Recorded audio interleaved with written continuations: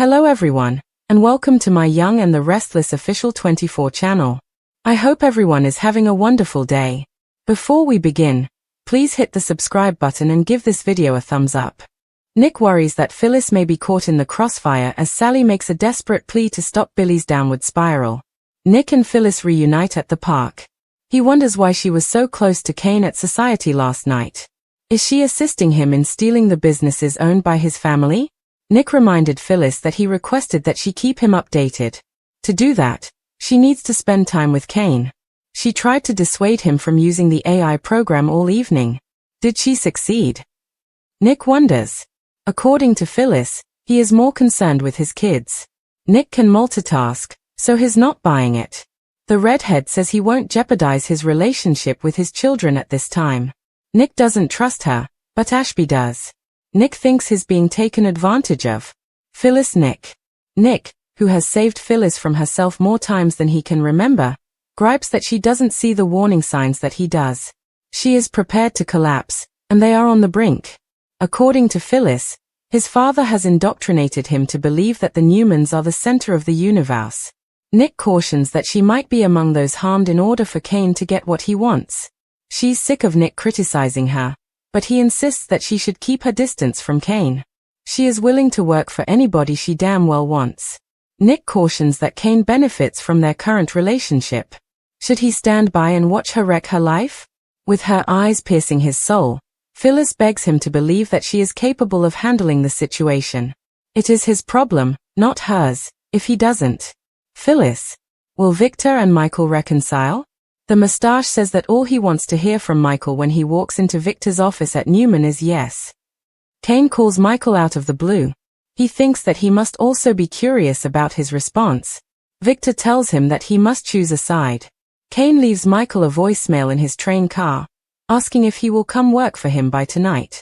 Victor yells that he didn't invite him to sit when Michael brings out a chair. Thankfully, the lawyer sits down and tells Victor that he isn't there to kiss the ring. He misses their companionship but not their unequal relationship, and he is prepared to infiltrate Kane's world. Michael makes his obstinate old boss listen as he explains that his goal is to keep the peace and get rid of the aggressor. The mustache gives the lawyer a signal that they might be friends again in the future. Michael.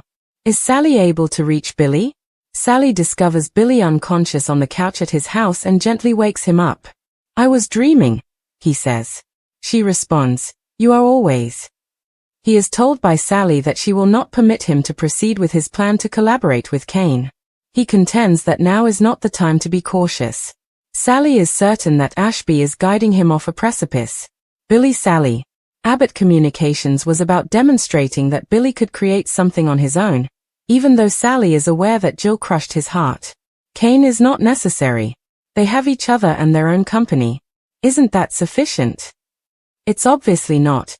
As Billy begins to rant about Chancellor and lament her lack of adaptability, Billy tells Sally that their business is doomed when Jack withdrew his funding, which aggravates her. He must thus collaborate with Kane. Their goal is the same, to defeat Victor Newman. Sally, who is clearly furious, lashes out that she risked her entire reputation by trusting him. She was warned that this might occur. When she sees the expression in his eyes when he discusses pursuing Chancellor, she already knows she's losing him and worries that she isn't good enough for him. She discloses that yesterday night, she informed Kane and Phyllis that she would not permit him to do this. He is not listening to her and is prioritizing his obsessions over them. Billy tells her that he has a plan, which should cheer her up, and tries to persuade her to accompany him as they ascend to the summit. Billy Sally. Will Victor adopt Adam's strategy? Victor talks to Adam at Newman Media about forcing Kane to give them his extremely potent weapon. Adam observes that Victoria and Nick are concerned about the possible legal repercussions. Victor dismisses that as expected. Adam. Conversation shifts to Chelsea's development as a resource and the Abbott Communications launch failure. Adam believes that the media company should be the test subject for the AI. Chelsea will undoubtedly comprehend Billy's alignment with Kane. Victor is pleased that he was able to win her over. He consents to defeat Billy, after which they will go for Jack Abbott. Adam appears less certain of this. Michael goes around. Michael says he's inclined to accept Kane's offer as he rides along with him on his train.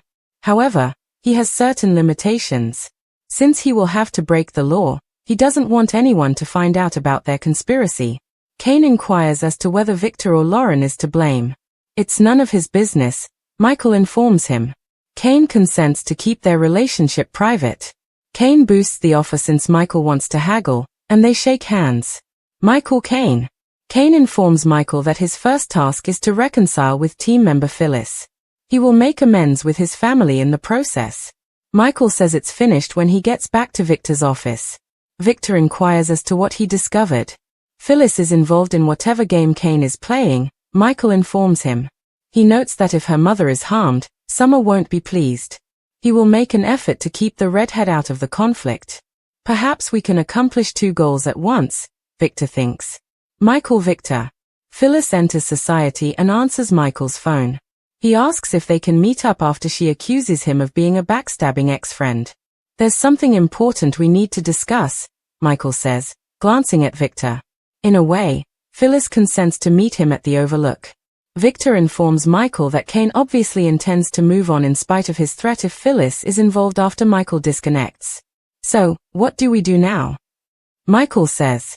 The last scenes. Nick is discovered by Adam in the park. He claims that his sibling was kicked in the head. Adam assumes he has spoken with Phyllis. Nick believes she is playing for the opposing squad. They are concerned that Kane would cause trouble if he installs the software and utilizes Phyllis as a hacker. If Phyllis, who stands between them, doesn't choose the correct side, Nick won't be able to defend her. Adam inquires as to whether Nick will feel comfortable pursuing her if she targets their family. Adam Nick. Billy informs Sally at his house that he intends to threaten Victor with AI warfare. In reality, he won't need to utilize the software. In return for not damaging him, Chancellor will be given to him. He will employ his own strategy instead of Kane's. We both benefit from it. Kane smiles like the cat that ate the canary while he is by himself in his train car. The tension across Genoa City was palpable, thick in the air like a storm rolling in that no one could quite predict but everyone knew was inevitable. And at the heart of it all was Nick Newman, pacing across the park, his jaw tight and his mind burdened with the kind of worries that only someone born into the Newman dynasty could truly understand. Because tonight, his thoughts weren't just about corporate wars or family betrayals. They were about Phyllis, that fiery redhead who had burned him, saved him, haunted him, and still had the ability to shake his composure with just one glance. And as they reunited under the fading glow of the street lamps near the benches, Nick couldn't help but circle back to what he had seen at society last night. Phyllis laughing just a little too easily with Kane Ashby, her hand lingering on his arm as if she was indulging in a dangerous game that Nick feared would end. With her caught squarely in the crossfire of Kane's ambition and Victor's wrath, he demanded answers, his voice low but sharp, asking her point-blank if she was assisting Kane in plotting to steal the Newman and Abbott businesses right out from under the people she once claimed to love, because he remembered asking her for one simple thing. To keep him updated, to stay on the inside if she must, but never to lose sight of the bigger picture, and yet, from where he stood, it looked like Phyllis was already playing too close to the edge. She shot back that she had spent the entire night trying to talk Kane down from using the AI program, trying to appeal to whatever shred of responsibility lingered in him. And while she insisted he was more worried about his children than his schemes, Nick wasn't buying it for a second, because Nick knew how to multitask and Kane, as far as he was concerned, was capable of juggling fatherhood with betrayal all too easily. Phyllis tried to reassure him that Kane wouldn't risk jeopardizing his relationship with his kids right now, but Nick's gut told him otherwise, and what gnawed at him more than Kane's lies was the fact that Phyllis, of all people, seemed to be swallowing them wholesale. He had seen her collapse before, had saved her from herself more times than he could count, and now as she stood before him, her eyes defiant and her lips curled with that familiar stubborn streak, Nick grumbled that she simply couldn't see the warning signs as clearly as he did, that her own blind spots were about to lead her into disaster. And though Phyllis fired back that he'd been indoctrinated by Victor to think the Newmans were the center of the universe, Nick wasn't arguing family pride tonight. He was warning her, point-blank, that Kane's hunger for power meant she could easily become collateral damage, a casualty in a war she didn't even fully believe existed. She bristled, sick of his constant criticism, sick of him telling her who she could and couldn't work with, reminding him sharply that she was her own woman and she would damn well work for whoever she pleased. But Nick refused to back down. pressing the point that Kane was the only one benefiting from this so-called partnership, and asking himself out loud whether he was supposed to just stand by and watch her wreck her life again. The heat between them simmered, neither willing to give an inch, until finally Phyllis, her eyes piercing into his soul with that fire that had both drawn him in and driven him away 100 times before, begged him to believe that she could handle herself, that if he didn't trust her that was his burden to carry, not hers. And yet, as she stormed off, Nick couldn't shake the gnawing dread that this time, his instincts were right, and Phyllis was about to pay a price she couldn't even fathom. Meanwhile, elsewhere in the city, another storm brewed as Victor Newman stared across his desk at Michael Baldwin, his patience thinner than ever, his voice booming with the authority of decades spent commanding loyalty, insisting that the only word he wanted to hear from Michael's lips tonight was yes. Because Victor didn't have time for indecision when Kane Ashby was making moves like a snake in tall grass. But before Michael could even respond, his phone buzzed with an unexpected call.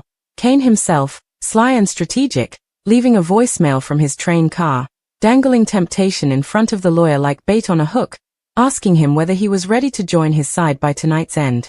The audacity made Victor seethe, barking at Michael that it was time to choose. And though Michael took a seat against Victor's command, his words were calm but firm. He wasn't there to kiss the ring, wasn't there to play Victor's lapdog anymore, but rather to infiltrate Kane's world on his own terms, to keep the peace and maybe, just maybe, put an end to this madness before anyone he cared about got hurt. It was enough to make the mustache pause, a flicker of reluctant respect crossing his face, because though their relationship had always been unequal, Victor could sense that Michael's resolve might just make him an unexpected ally again someday. Yet while the titans of law and legacy clashed in Victor's office, Sally Spectra was facing her own private nightmare as she found Billy Abbott sprawled unconscious on his couch, his demons written all over his expression even as she gently shook him awake, whispering his name with a mixture of fear and frustration. He opened his eyes groggily, muttering about dreams, but Sally didn't indulge his evasions. She laid it all out, telling him she would not stand by and watch him tether himself to Kane, that now was not the time for reckless gambles, that Kane was steering him straight off a cliff. But Billy, ever the gambler, argued that recklessness was sometimes the only way forward, especially now that Jack had withdrawn funding from Abbott Communications and left him adrift. He railed about Jill's betrayal, about his endless fight to prove himself outside of everyone's shadow, and in Kane he saw not a snake but a partner, someone who could help him finally topple Victor Newman. Sally's heart ached as she listened, because she knew this wasn't about victory or innovation, it was about Billy's need to fill the void inside him, and as much as she wanted to believe their love, their business, their dreams were enough, the desperation in his eyes told her otherwise. She lashed out, wounded, reminding him that she had risked her entire reputation by standing at his side, that everyone had warned her this would happen, and now her worst fears were materializing as Billy brushed aside her pleas in favor of Kane's promises. She confessed she had even confronted Kane and Phyllis the night before, declaring she would not allow Billy to go through with this, but he wasn't hearing her anymore. His obsession with Chancellor, with AI warfare, with beating Victor at his own game, had drowned out everything else, and Sally was left staring at the man she loved, realizing she was losing him to his demons all over again. And as Billy tried to soothe her with promises of a plan, with grand visions of climbing to the top together, Sally could only wonder how long before this climb left them both shattered at the bottom. Back at Newman Media, Adam listened intently as Victor laid out his latest scheme, this one involving forcing Kane to surrender his powerful weapon, the AI program that had become the center of everyone's obsession. And though Victoria and Nick had raised concerns about legal repercussions, Victor waved them away like gnats, expected, yes, but irrelevant when weighed against the bigger picture.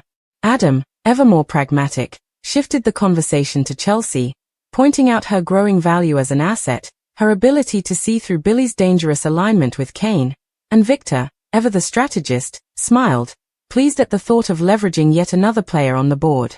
Still, Adam's expression carried a shadow of doubt, a rare hesitation that suggested even he knew this war was spiraling out of control.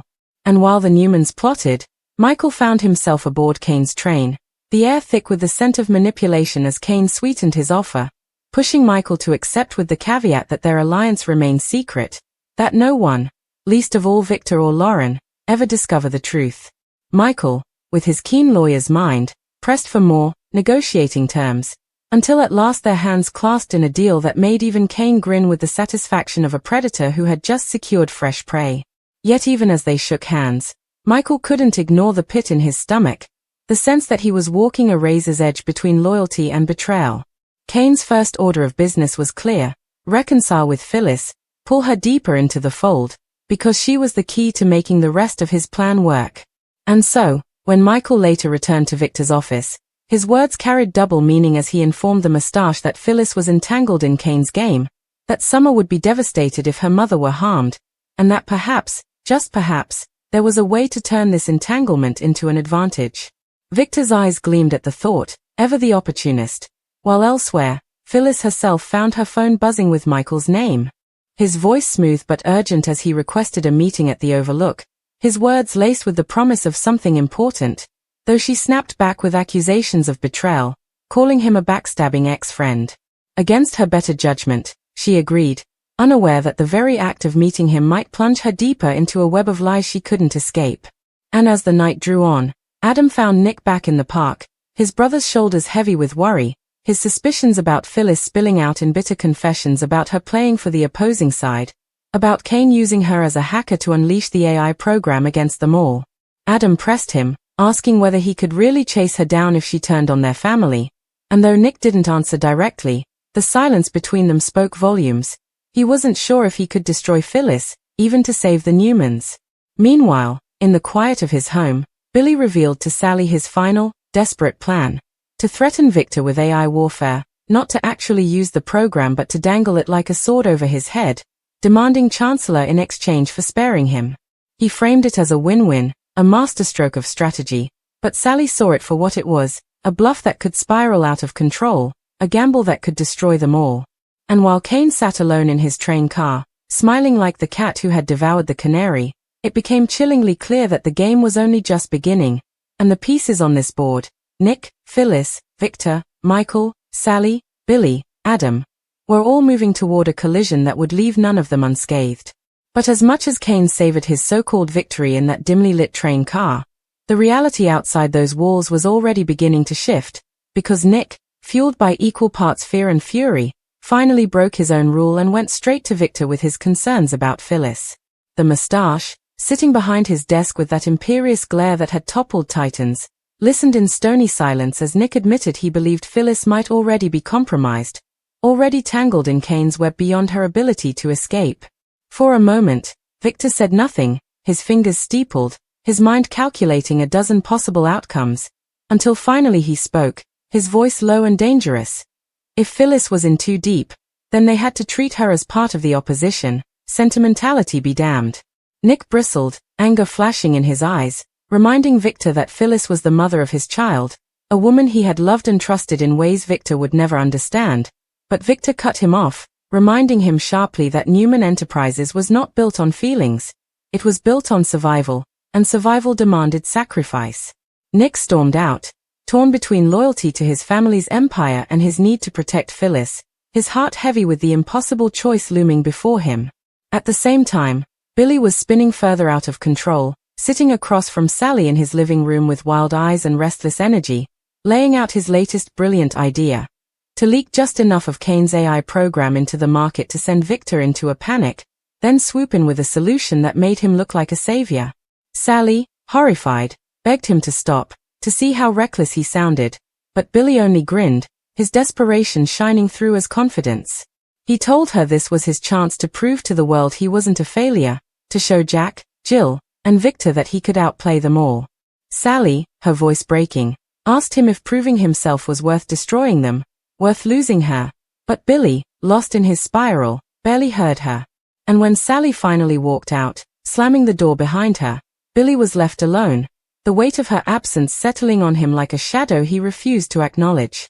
Meanwhile, Michael and Adam crossed paths at the Grand Phoenix, their conversation deceptively casual but laced with barbs, each testing the other for cracks.